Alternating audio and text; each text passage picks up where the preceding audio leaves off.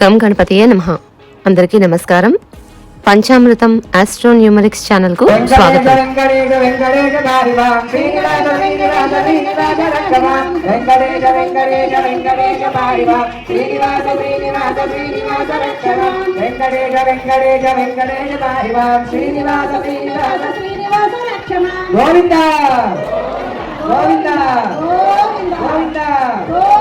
శ్రీ కళ్యాణ గుణోల్లాసం చిద్విలాసం మహౌజసం శేషాద్రి మస్తకావాసం శ్రీనివాసం భజామ్యహం.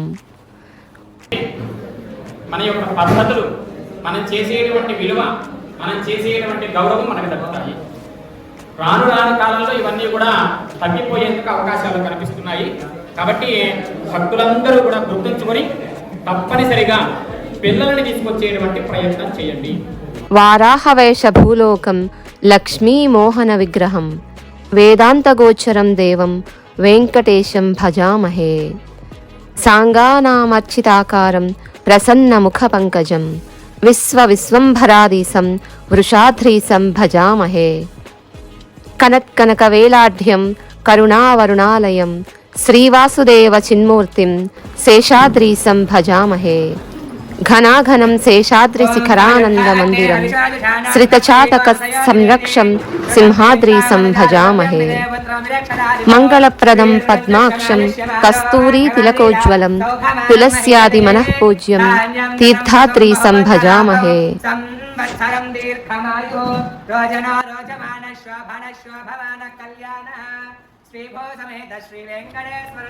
హైదరాబాద్ దగ్గరలోని సైనిక్పురిలో ఉన్నటువంటి ఈశ్వరీపురి కాలనీ కాప్రా చెరువు అనగా కాప్రా లేక్ దగ్గర ఉన్న హరిహర క్షేత్రం దగ్గరికి ఈరోజు వచ్చాము. ఈరోజు అనగా శనివారం శ్రీనివాస కళ్యాణం జరుగుతున్న సందర్భంగా తెలుసుకొని చూడడానికి వచ్చాము. ఇది సికింద్రాబాద్ దగ్గర నుంచి 20 నిమిషాల వరకు ప్రయాణం ఉంటుంది.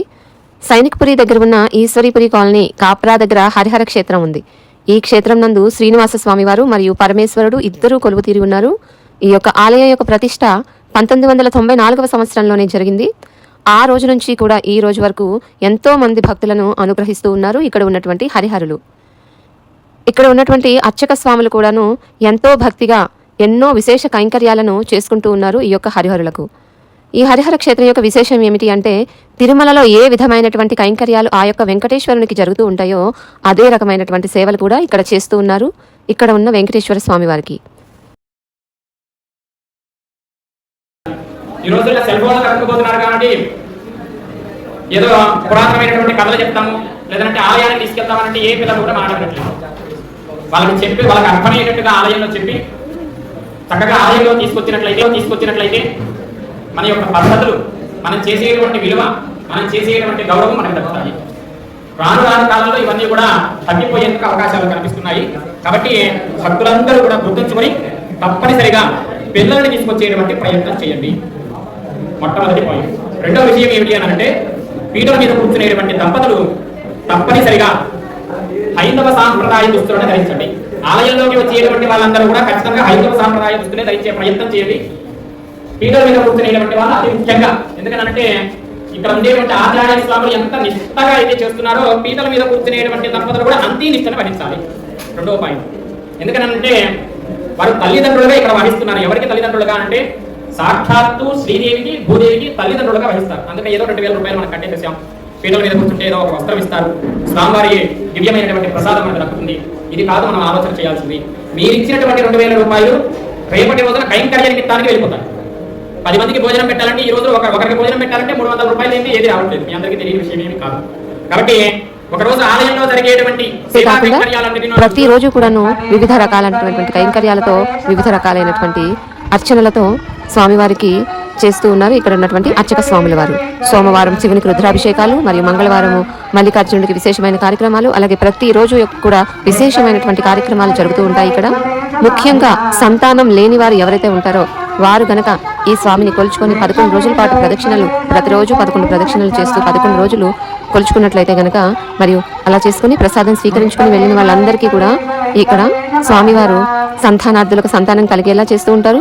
మరియు సోమవారము శివునికి రుద్రాభిషేకములు, అలాగే మంగళవారము పూట మల్లికార్జునుడికి విశేషమైన కార్యక్రమాలు, మరియు ప్రతిరోజు కూడాను వివిధ రకాలైనటువంటి కార్యక్రమాలు చేయడం జరుగుతూ ఉంటుంది. ఇక్కడ ముఖ్యంగా సంతానం లేని వారికి వారు గనక 11 రోజుల పాటు స్వామివారిని కొలుచుకొని ప్రదక్షిణాలు చేసుకొని ప్రసాదం స్వీకరించి మరియు కృతికా నక్షత్రం రోజు శ్రీనివాస కళ్యాణం చేసుకున్న వారికి గనక వారు సంతానార్థులు అయినట్లయితే సంతానార్థులకు సంతానం కలిగి చాలా చాలా ఆనందం పొందేటట్లుగా చేస్తూ ఉన్నారు ఇక్కడ ఉన్నటువంటి హరిహరులు. ఇటువంటి భక్తులు కోకొల్లలుగా ఉన్నారు. ఇక్కడ ఉన్నటువంటి అర్చక స్వాములు కూడాను ఎంతో భక్తితో కైంకర్యాలు చేసుకుంటూ ఉన్నారు స్వామివార్లకు.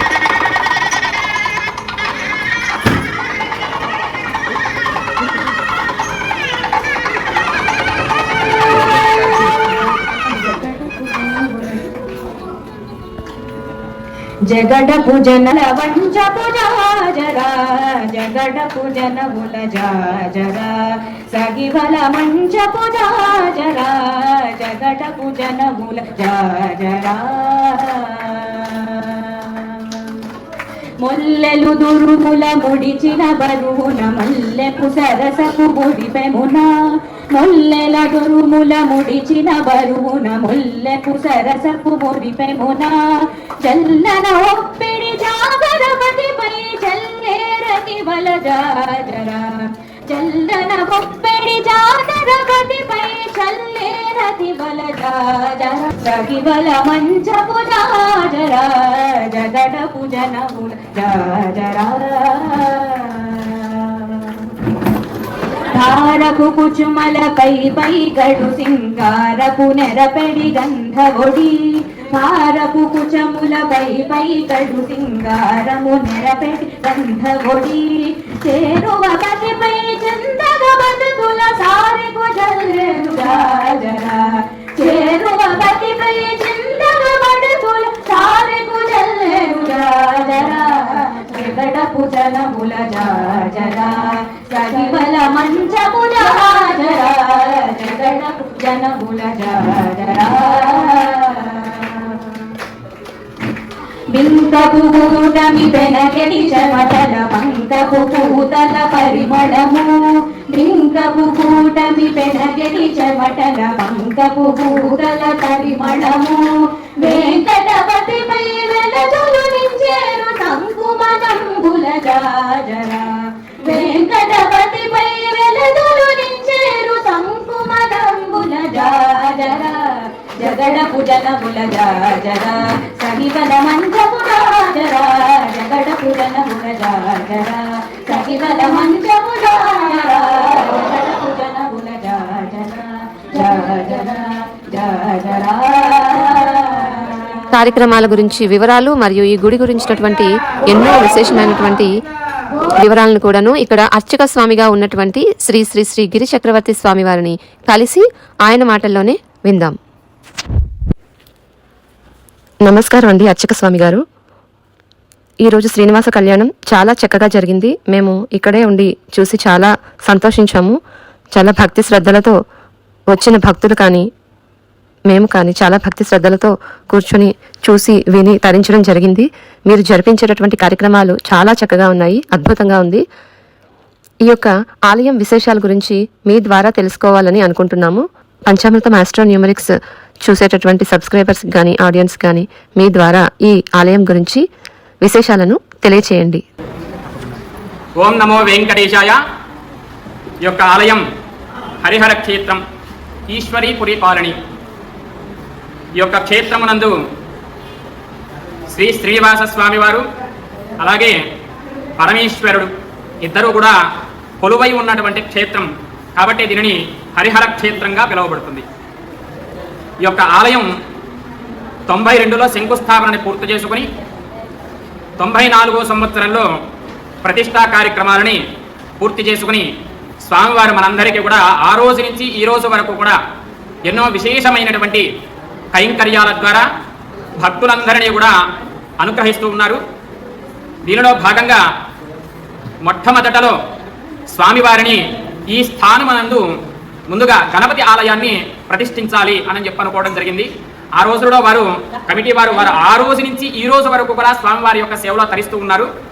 ఆయా సమయంలో స్వామివారి యొక్క వెతుకులాట కోసమై గణపతి కోసం వెళితే అక్కడ స్వామివారు నిలువెత్తు స్వరూపమైనటువంటి మా శ్రీనివాస స్వామివారు కనిపించి దానికి ముక్తులైనటువంటి మా యొక్క కమిటీ వారు ఆ రోజుని ఆ యొక్క మూర్తిని గణపతి మాకు ప్రతిష్ట కాదు, ఇక్కడ స్వామి సంకల్పము అని చెప్పి అనుకుని ఆ రోజునే వారికి తిరుమల తిరుపతి నుంచి వచ్చినటువంటి అర్చక స్వాములు పరిచయం కావడం, వారు అనుకోకుండా స్వామిని ఇక్కడ ప్రతిష్ఠించినట్లయితే మీకు అన్ని రకాల శుభములు చేకూరుతాయి అని చెప్పి చెప్పడం ద్వారా వెంటనే ఏమాత్రము ఆలోచన చేయకుండా స్వామి యొక్క బింబాన్ని తీసుకొచ్చి మొట్టమొదట 94లో ఇక్కడ ప్రతిష్ఠించడం జరిగింది. ఆ రోజు నుంచి కూడా ఈ యొక్క స్థానమంతా కూడా చాలా మార్పు చెందింది అని చెప్పేటువంటి విషయాలు మేమందరం కూడా విన్నాము. అదేవిధంగా స్వామివారి యొక్క విశేషమైనటువంటి కైంకర్యాలు ఇక్కడ జరపబడతాయి. 94వ సంవత్సరం దగ్గర నుంచి చక్కగా స్వామివారికి విశేషమైనటువంటి కైంకర్యాలు, తిరుమలలో ఏ విధమైనటువంటి కైంకర్యాలు జరుపుతాయో ఉదయాన్నే 6 గంటలకి స్వామివారికి సుప్రభాత సేవా కైంకర్యము, అలాగే నవనీత హారతి కార్యక్రమము, తర్వాత విశేషమైనటువంటి స్వామివారి యొక్క అర్చనా కైంకర్యములు, స్వామివారికి భక్తులకి అనుసంధానమైనటువంటి అర్చనా కైంకర్యాలన్నీ కూడా చేయడం జరుగుతుంది. మాధ్యాహ్న కాలం నందు చక్కగా స్వామివారికి మాధ్యాహ్న అర్చనా కార్యక్రమము, తర్వాత స్వామివారికి విశేషమైనటువంటి మహానైవేద్య కైంకర్యాలు జరపబడతాయి. ప్రతిరోజు నిత్యము కూడా స్వామివారికి విశేషమైనటువంటి పలు కైంకర్యాలతో, పలు విశేషమైనటువంటి ప్రసాదాలతో స్వామివారికి అర్చనాదులు చేయడం జరుగుతుంది. దీనిలో భాగంగా సోమవారం శివాలయంలో రుద్రాభిషేకము, అలాగే మంగళవారం నాడు మల్లికార్జున స్వామి వారికి విశేషమైనటువంటి అభిషేక కార్యక్రమం ఉంటుంది. సంతానార్థులకి అతి ముఖ్యంగా ఎవరైనా సంతానం లేదు, మాకు ఎప్పటి నుంచో మేము బాధపడుతున్నాం అనుకునేటువంటి వారు ఎందరో ఇక్కడి నుంచి దాదాపుగా బెంగళూరు నుంచి ఇక్కడ దాకా విచ్చేసి స్వామిని కొలుచుకుని 11 రోజుల పాటు ఇక్కడే ప్రదక్షిణాలు గావించుకుని స్వామివారి యొక్క విశేషమైనటువంటి ప్రసాదాన్ని స్వీకరణ చేసి కృతికా నక్షత్రానికి ఒక్కసారి కళ్యాణం చేయించుకున్నట్లయితే చాలా మందికి సంతానార్థులు సంతానం కలిగి వారు చాలా ఆనందోత్సవాలతో ఉండేటువంటి రోజులు చాలా జరిగాయి. తర్వాత అదే మంగళవారం రోజున ఆంజనేయ స్వామి వారికి అభిషేక కార్యక్రమము చక్కగా తమలపాకులతో అర్చనా కైంకర్యాలు జరపడం జరుగుతుంది. బుధవారం నాడున మా యొక్క దేవేరులిద్దరికీ కూడా వస్త్ర కైంకర్యాలు చేయడం జరుగుతుంది. గురువారం తిరుమలలో ఏ విధమైనటువంటి నేత్ర కైంకర్యం జరపబడుతుందో అలానే మా స్వామి వారికి కూడా చక్కగా నిజపాద దర్శనము, అలాగే నేత్ర దర్శనము చేయడం జరుగుతుంది. అలాగే శుక్రవారం ఉదయం పూట 7:30కి స్వామివారికి విశేషమైనటువంటి విశ్వక్సేనారాధన, పుణ్యాహవచన, అభిషేక కార్యక్రమాలు పూర్తి చేసి స్వామివారికి చక్కగా పచ్చు కర్పూర నామాన్ని ధరింపజేసి స్వామివారి యొక్క దివ్య దర్శనాన్ని అందరికీ భక్తులందరికీ కూడా కల్పించడం జరుగుతుంది. శనివారం చక్కగా భక్తుల యొక్క అలజడితో కిలకిలతో భక్తులకి అందరికీ కూడా స్వామివారు సందర్శనం చేయడం జరుగుతుంది. అదేవిధంగా మాస కళ్యాణము స్వామివారికి విశేషించి ఈ యొక్క కలియుగములో చాలా విశేషమైనటువంటి స్వామి, అందరికీ కూడా సుపరిచితమైనటువంటి స్వామి ఆ యొక్క శ్రీ శ్రీనివాస స్వామివారు. ఆ స్వామివారి యొక్క సన్నిధానంలో ఒక్కసారి చేరుకోవడమే చాలా సంతోషకరము. ఆనంద మండపము అని చెప్పి పిలుస్తారు కొండ మీద అయినట్లయితే. ఆ యొక్క ఆనంద మండపంలోకి ఒక్కసారి ప్రవేశించి స్వామి యొక్క దర్శనం ఒక్కసారి చేస్తే చాలు మన యొక్క జీవితం అంతా కూడా చరితార్థమవుతుంది అని చెప్పి భక్తుల యొక్క ప్రగాఢమైనటువంటి విశ్వాసము. అదేవిధంగా ఈ యొక్క ఆనంద మండపంలో స్వామి యొక్క దర్శనాన్ని పొంది చాలా మంది ఆనందాన్ని పొందుతూ ఉంటారు మన యొక్క హరిహర క్షేత్రంలో కూడా. అటువంటి స్వామివారికి చక్కగా మాసమునందు ఒక్కసారి కళ్యాణోత్సవాన్ని జరిపించి ఆ యొక్క స్వామివారి యొక్క ఆశీస్సులను ప్రతి ఒక్కరు కూడా పొందడానికై చేసేటువంటి చిన్న కైంకర్యమే ఈ యొక్క శ్రీనివాస కళ్యాణోత్సవము.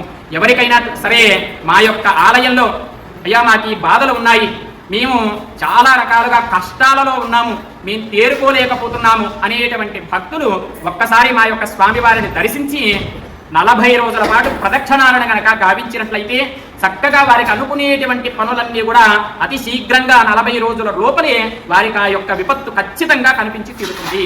కాబట్టి ఇలా ఎందరో ఎందరో ఎందరో భక్తులు ఇక్కడికి విచ్చేసి ఎన్నో రకాలైనటువంటి ప్రదక్షిణాలను గావించుకొని ఆ యొక్క స్వామి యొక్క అనుజ్ఞని పొందినటువంటి భక్తులు చాలా మంది ఉన్నారండి. కాబట్టి అటువంటి నిజమైనటువంటి స్వామి ఇక్కడ కొలువై ఉన్నాడు అని చెప్పి చెప్పడానికి ఈ ఒక్క చిన్న ఉదాహరణ సరిపోతుంది. అటువంటి స్వామి వారు మాకు ఇక్కడ కొలువై ఉన్నారు. అటువంటి స్వామి యొక్క తిరు కళ్యాణ మహోత్సవాన్ని ఈ రోజు జరపడం జరిగింది. శుభమస్తు. హరే శ్రీనివాస. ఓం నమో వెంకటేశాయ. చాలా సంతోషం. కలిగేనిదే నాకు కైవల్యము, తొలుతనెవరికి దొరకనిది, తొలుతనెవరికి దొరకనిది, కలిగేనిదే నాకు కైవల్యము. జయ పురుషోత్తమ జయ పీతాంబర జయ పురుషోత్తమ జయ పీతాంబర జయ జయ కరుణా జలనిధి జయ పురుషోత్తమ జయ పీతాంబర జయ జయ కరుణా జలనిధి దయయ రంగనే ధర్మమే రంగనా దయయ రంగనే ధర్మమే రంగనా క్రియ ఇది నీ దివ్య కీర్తనమే దయయ రంగనే ధర్మమే రంగనా క్రియ ఇది నీ దివ్య కీర్తనమే కలిగే నిధి నాకు కైవల్యము తొలుతలెవరికి దొరకనిది నిధి నాకు కైవల్యము శరణము గోవింద శరణము కేశవ శరణు శరణు శ్రీ జనార్దన శరణము గోవింద శరణము కేశవ శరణు శరణు శ్రీ జనార్దన శరణము గోవింద శరణము కేశవ శరణు శరణు శ్రీ జనార్దన పరమమే రంగను భక్తి రంగను పరమమే రంగను భక్తి రంగను నిరతమునాగతి దాస్యమే పరమమే రంగను భక్తి రంగను నిరతమునాగతి నీ దాస్యమే కలిగే నిధి నాకు కైవల్యము తొలుతనెవరికి దొరకనిది కలిగే నిధి నాకు కైవల్యము నమో నారాయణ నమో లక్ష్మీపతి నమః పుండరీక నయనా నమో నారాయణ నమో లక్ష్మీపతి నమః పుండరీక నయనా